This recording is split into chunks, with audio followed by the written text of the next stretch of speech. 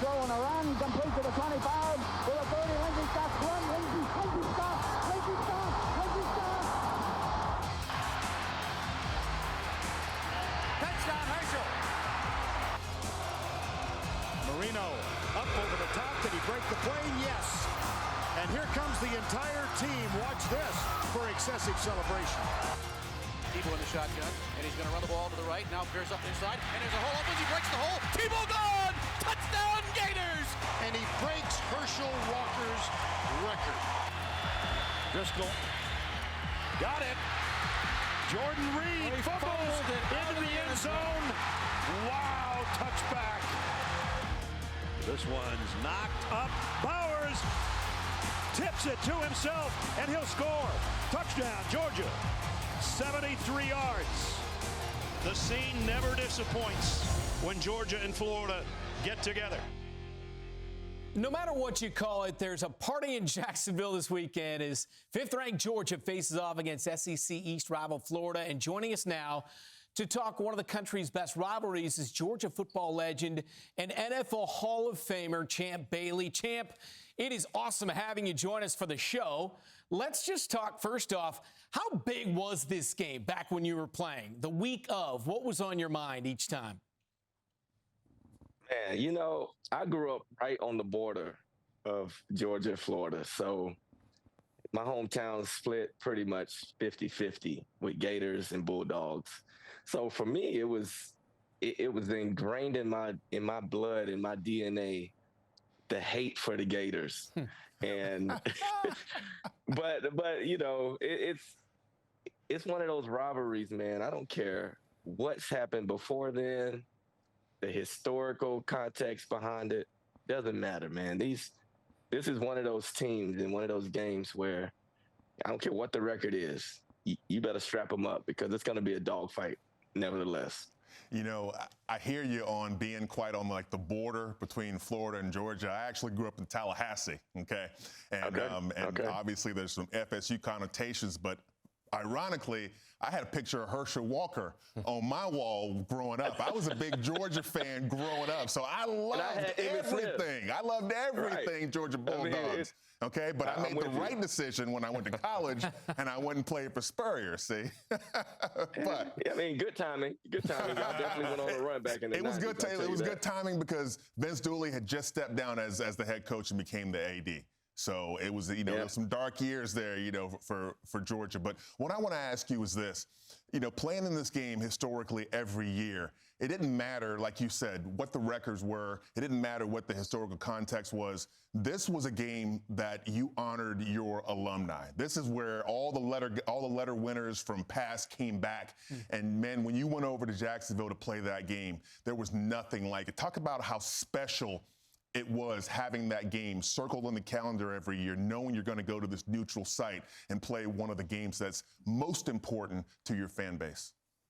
Yeah, no doubt. I mean, you gotta think, you just said it best. We started out as fans. So most of my life, I've been a fan of this game, so being on the outside for most of the time, I understand the significance from a fan perspective.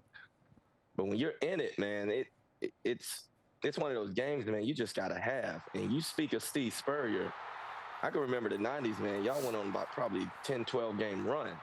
And we couldn't do anything with y'all. I mean, loaded with talent. I mean, we were just trying to keep the game close, give us a chance. Y'all were just significantly better than we were. But I think we always went into this game with superior confidence that we could win if we make the right plays. Fortunate enough for me, I did win one game in the 90s when we went down to Jacksonville. But for the most part, man, y'all dominated us during that decade. And, it's one of those things I'll never forget. Now, here we are sort of flipping the script.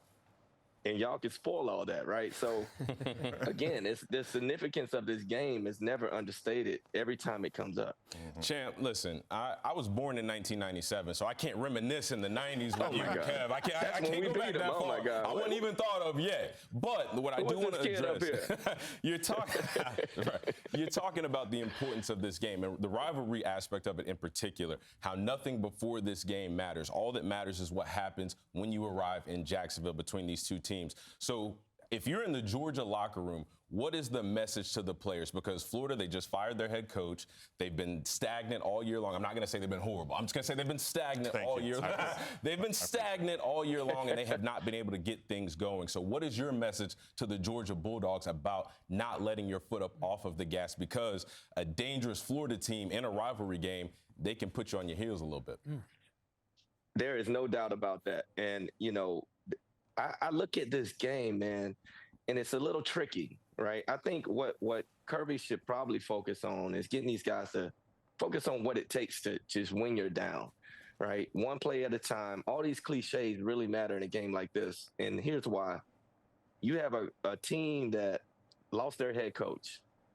So now, you know, whatever has happened before now, you can't really prepare for that or expect those same things to happen.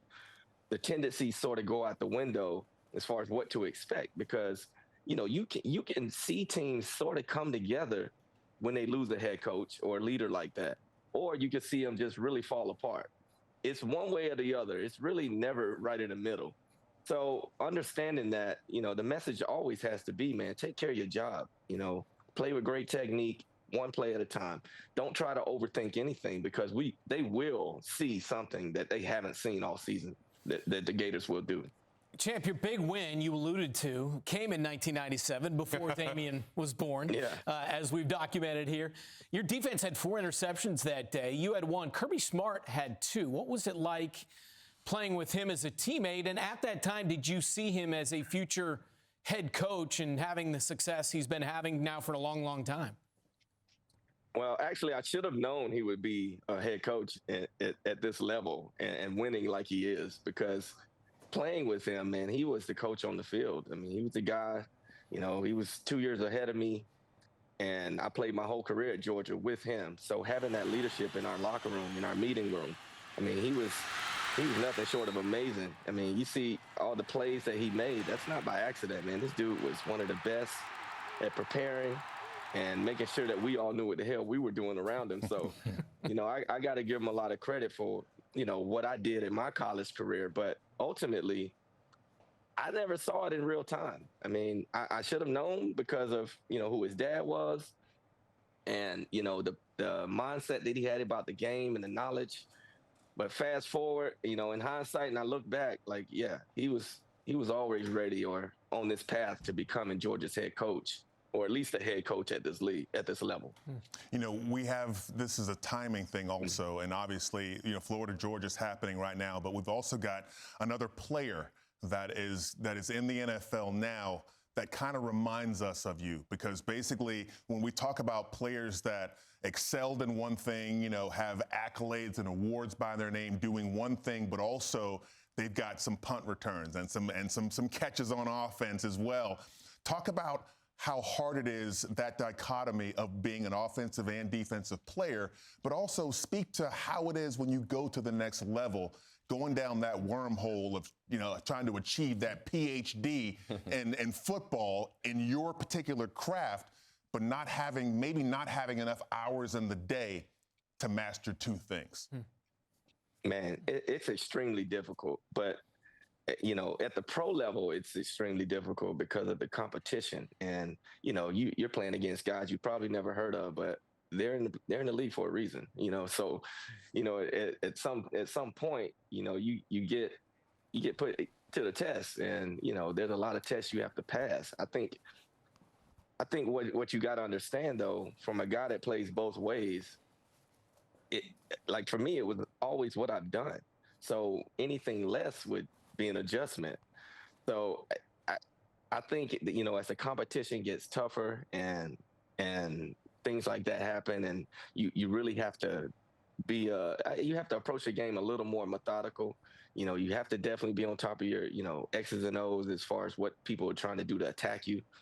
So yeah, it becomes extremely difficult to get a PhD on both sides of the ball, but one side of the ball, playing one side, helped me with the other side, just understanding what offenses and defenses were trying to do.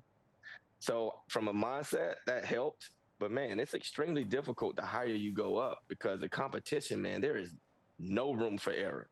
I mean. Talking Travis Hunter, obviously, how big of a fan are you of his game? Biggest fan. And, to be honest, man, I'm rooting for him to be successful on both sides of the ball because it's never been done at that level. And, the fact that he's wanting to do it, at this, one thing about it is every locker room, it's all about who your leaders are, whether it's on the field or on the sidelines with your coaches. And I think the fact that he came in with a fresh head coach, new, trying to, make his way and understand how to win games, and you got a young rookie, that marriage almost happened perfectly for him. Now, I do know his position coach pretty well, and Ron Miles down there. So from a cornerback's perspective, I know he's getting taught the right things because this dude is a technician coach. And if he's honing in those skills and learning from him, he's going to be fine on that side. It's the other side that I don't have a lot of insight on.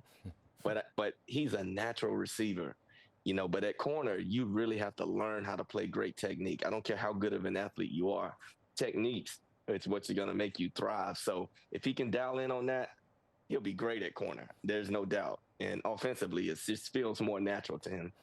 Champ, that's great insight. I, myself, am a Travis Hunter fan. So just listening to you, picking your brain, hearing the thought process behind it, love hearing it. But I want to take you back to Florida, Georgia, and I want to ask you, what is your favorite memory from your playing days in the world's largest cocktail party?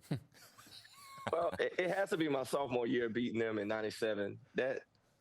You got to understand, we had lost probably 12 straight up to that point. I can't remember what the record was, the streak was. But to be able to break it and to celebrate with my team in a way that we hadn't done in over a decade, it was amazing. So, and I had like you say, I had a pick in that game. So I felt like I contributed. And, man, it was one of those I'll never forget. I'll never forget it. All right, awesome stuff. So we need a pick from you. Who wins it and what's the final score? You picking the Gators here, champ? I root for the Gators after the fact, after we beat them, only because it strengthens our strength of schedule. So, for obvious selfish reasons. That's a good reason. But I got my Dogs winning big in this one. I'm going to say something like, let's go 38-10.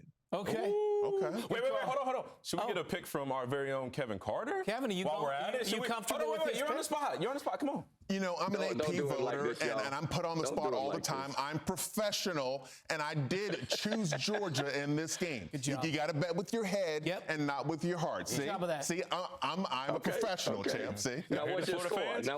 What's the score? You know what? I'm hoping it won't be as bad as 38-10, but because of the rejuvenation that I've seen in the Georgia run game, looking reminiscent of years past, and Gunnar Stockton got even better the last two games when having that run game present. So, I think it's going to be ugly. Kevin, you ain't even got to say all that. Georgia, 30 burger, come on. I'll let you slide on that one. The legendary Champ Bailey. Champ, man, this was a lot of fun. Thank you for taking the time with us. Always, guys. I'll see you. Appreciate you, man. Thanks, champ. All right, bro.